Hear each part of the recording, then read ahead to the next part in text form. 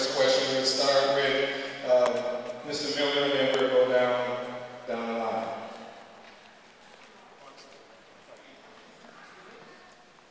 Did you? We're going to start with you and go down the table. Is that all right?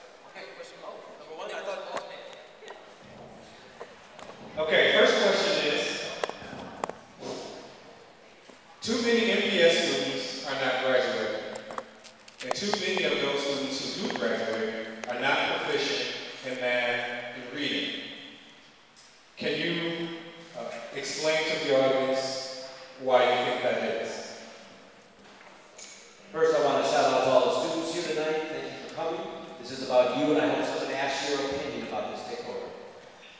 When you ask about what the problems are, I see faces of our students. Students in November are already at their third school because of homelessness and evictions. Students who regularly miss school to stay home with a sick sibling because a parent couldn't afford to. Students for whom school lunch may be the only decent meal of the day. Students who worry about their parents being deported. These are our students with 3 strikes against them before they even get up to bat. And the fact is, we're in the worst economic crisis since the Great Depression. This makes our job even more difficult, but actually some communities have seen economic devastation long before the present crisis.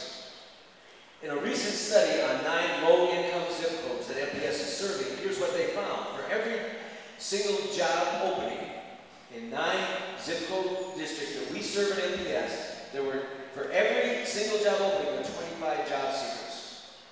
1 in every 3 children lives in poverty, one of the highest rates in the country, and between 55 and 50% of African American men are without a job. I learned a long time ago, if you don't identify the problem correctly, you can never come up with the right solution. Here's what we're being told. Here's what we're being told. The schools are a disaster. The reason is politics on the board. We need to do something different.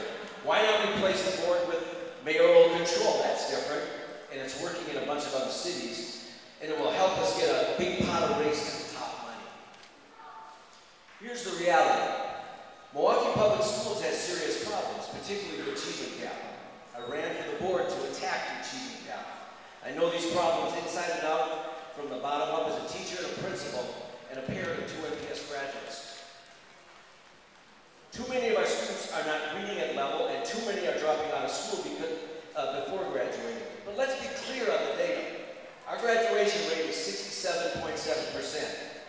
New York City's graduation rate is 54.6%.